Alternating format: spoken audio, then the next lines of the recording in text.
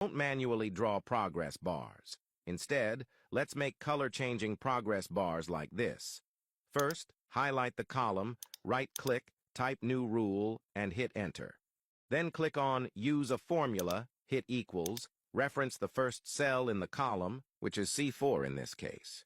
Then type less than equals to 100%. Click on Format, choose a green color and hit OK. Right-click again, type Manage Rules and duplicate the rule twice.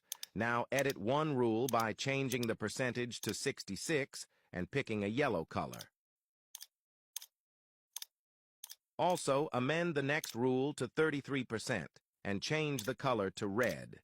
Make sure you rearrange the colors into this order: red, yellow, and then green. Right-click again, search for data bars and click on More Rules. Then select Show Bar Only. Change both types to number and maximum to 1.